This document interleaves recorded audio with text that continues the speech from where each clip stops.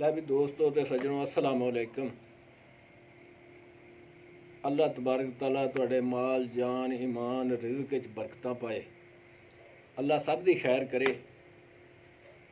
हसबे वादा इस वीडियो दे विच कम दी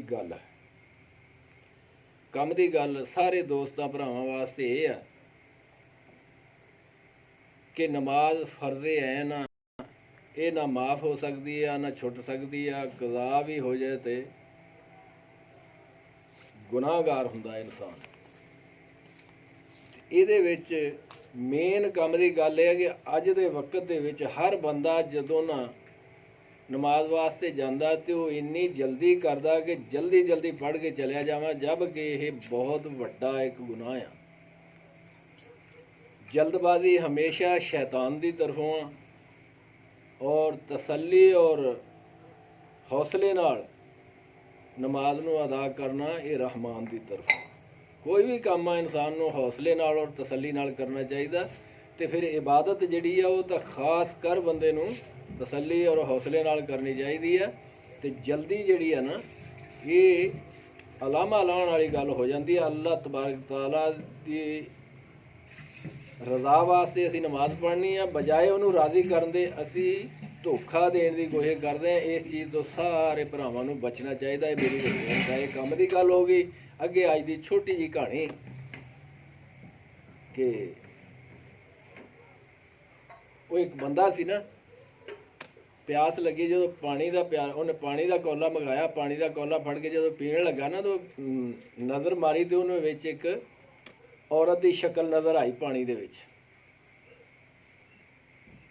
उन्हें जो गौर ना देखा तो वह कहता भी आसे पासे कोई शै नहीं, पानी दे विच नज़र आती आ, ये की शै आ। गौर ना देखा जो तो उन्हें पुछदा कहता तू कौन है। वो बोली कहती मैं होनी।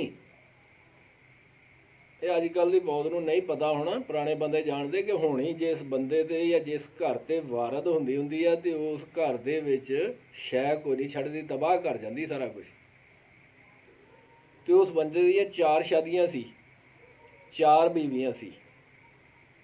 तो जदों उन्हें अगों जवाब दिता ना मैं होनी हाँ, तो वह बंदा पुछण लगा तू होनी है तो इत्थे की लैण आई है। वो कहंदी मैं तैनूं इतलाह देण वास्ते आई है कि अज तो 8 दिन बाद मैं तेरे ते वारद होना है, जे तेरे को चारा लगता तो ला लै। तो जो कुछ भी तेनों अल्लाह ने दिता उन्होंने जो एक चीज़ छड़नी आ तो अपना फैसला कर ले भी किहड़ी चीज़ तू रखनी चाहना, बाकी तेरा सारा कुछ जाता रहना। उन्हें कहा अच्छा इन्नी गल कह के वो गायब हो गई। बंदे ने पानी पीता, पी के तो सोची पै गया। सोचता सोचता हम घर गया, जाके एक बेगम नूं पुछण लगा अपनी नूं अल्लाह दी बंदी भी अज दा अज होनी आई सी तो वह कहंदी मैं तुहाडे ते वारद होना, तो तू मैनू ये दस भी आप आ मैनू वो चैलेंज दे के गई है भी एक शै बचनी है, बाकी सारा कुछ तबाह। तो हुण दस मैनू ये भी किहड़ी शै आपां नूं रखनी चाहिए है, मैनू सलाह दे। वो कहन लगी भी तू अल्लाह दे बंदे इदां करी उन्होंने कही दौलत छड्ड दे, बाकी सारा कुछ लै जाए बेशक। उन्हें कहा अच्छा चलो ठीक है, तेरा भी मशवरा हो गया। दूसरी कोल चला गया, दूसरी कोल चला गया तो उन्होंने जाके यही गल सुनाई हाँ भी तू दस भी किहड़ी शै आपां नूं रखनी चाहिए है, इक्को चीज़ बचनी है, बाकी सारा कुछ उन्हें तबाह कर देना। वो दूसरी बोली कहती यह इदां कर भी तू इज्जत बचा ला, बाकी खैर आ। उन्हें कहा ठीक है तेरा भी मशवरा हो गया, वो भी गल सुन ली। तीसरी कोल चले गया। वो जो तीसरी कोल गया तो उन्होंने पूछया, वो गल सुनाई भी इदा इदा होनी ने वारद होना, 8 दिन का टाइम आ, तो एक चीज़ कहती भी बचा लियो, बाकी भावें सारा कुछ ही जाता रहे। तो हुण तू दस भी किहड़ी शै बचाउणी चाहिए। वो कहती बंदे अल्लाह दे एक तू हैगा, एक मैनू रख ला, बाकी जान दे जिधर जाता। ये औरत की अकल का अंदाज़ा, हर किसी ने अपनी अकल के मुताबिक जवाब दिता। उन्हें कहा चलो भी ठीक है, तेरी भी गल मन सुन ली, मशवरा तेरा भी सुन लिया। रह गई एक चौथी कोल गया, उन्होंने पुछदा कहानी सुना के यह भी होनी आने वाली है तो 8 दिन बाद उन्हें आना, दस तेरा की मशवरा भी किहड़ी शै बचाइए, एक शै छड्डनी है। ਉਹ ਕਹਿੰਦੀ ਕਿ ਮੈਨੂੰ 5 ਮਿੰਟ ਟਾਈਮ ਦੇ ਦੇ।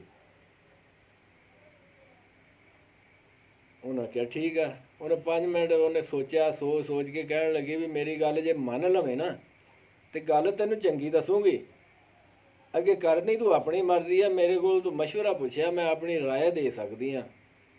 ਉਹ ਕਹਿੰਦਾ ਵੀ ਦੱਸ। ਉਹ ਕਹਿੰਦੀ ਵੀ ਤੂੰ ਉਹ ਜਦੋਂ ਆਵੇ ਨਾ ਤੇਰੇ ਕੋਲ ਉਹਨੂੰ ਆਖੀ ਵੀ ਇੱਕ ਸਲੂਕ ਛੱਡ ਜਾ, ਬਾਕੀ ਸਾਰਾ ਕੁਝ ਲੈ ਜਾ। ਉਹ ਕਹਿੰਦਾ ਵੀ ਚਲੋ ਠੀਕ ਆ।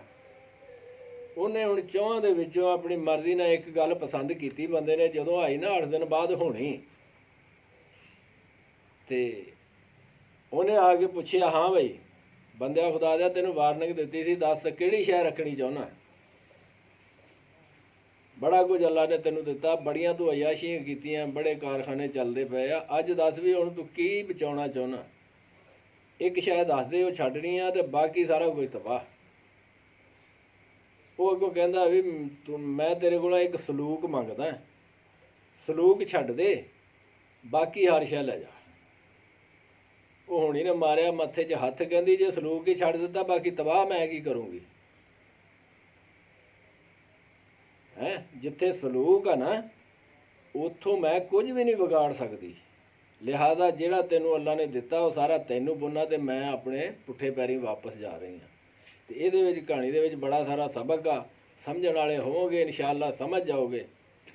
ਅਗਰ ਕਹਾਣੀ ਪਸੰਦ ਆਈ ਹੋਵੇ ਤੇ ਸਾਰੇ ਭਰਾਵਾਂ ਅੱਗੇ ਰਿਕੁਐਸਟ ਆ ਕਿ ਇਹਨੂੰ ਲਾਈਕ ਸ਼ੇਅਰ ਔਰ ਸਬਸਕ੍ਰਾਈਬ ਕਰੋ ਚੈਨਲ ਨੂੰ, ਤਾਂ ਕਿ ਸਾਡੀ ਵੀ ਹੌਸਲਾ ਅਫਜ਼ਾਈ ਹੋਵੇ ਅੱਗੇ ਵਾਸਤੇ, ਅਸੀਂ ਵੀ ਨਵੀਆਂ ਕਹਾਣੀਆਂ ਤੁਹਾਡੀ ਖਿਦਮਤ 'ਚ ਪੇਸ਼ ਕਰੀਏ।